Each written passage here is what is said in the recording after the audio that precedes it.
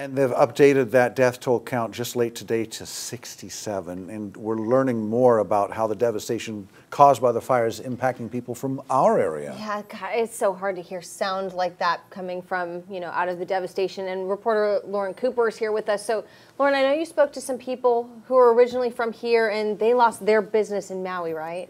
Yeah, that's right. They're actually originally from Butte County, and they told me that they're still in shock over all of this, and they haven't really processed the full impact of these fires. Charlie Osborne and Doris McGuire are life partners, and they lived in Butte County before moving to Lahaina in 2011. Osborne, a photographer with skills in restoring and preserving photos that are hundreds of years old, and McGuire, a talented, prolific artist. They say the devastation of these fires are bringing back the same feelings they watched news about the campfire ripping through Paradise. This is, for us, this is like a redo of the campfire. It's only been a few days since finding out they lost their business in the fire. I mean, you just start thinking about all the stuff you just lost. I mean, we lost the business, but we lost all my photography. We lost all of Doris's art. I had about 130 years of family photos and documents, history. We lost all that. I had antique camera collection, lost all that. Old Hawaii memorabilia, lost all that. Something I inherited through my grandmother, photographs from the 20s and early 30s. This was kind of a prized collection for me. It's all gone. They say they're still in shock over the loss. There's the business, and it has lots of equipment. Lost all that. But all that stuff can be replaced.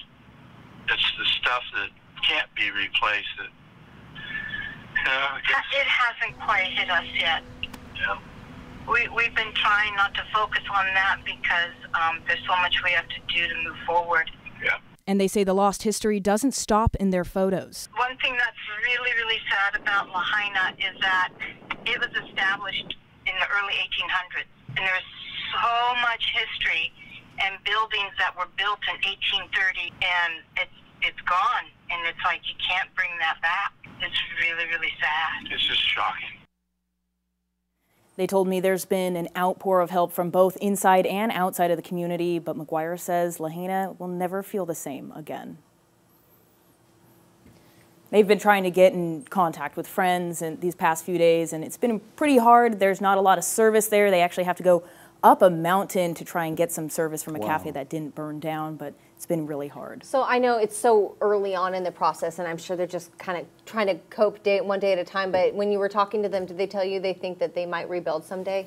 That wasn't, they said it wasn't, the money wasn't really anything that was on their mind. Yeah. It was more so the things that they lost that can't be replaced. So Right. I think they're going to be fine. From what they told me, their home is safe. They live in a condo. Yeah. So they should be all good there financially, but they didn't tell me whether or not they're going to restart their business. Yeah. That's tough. That's Yeah. rough. Yeah, all right. One Good day at a reporting. time these Yeah. days. Thanks, Lauren. Yeah. I knew it's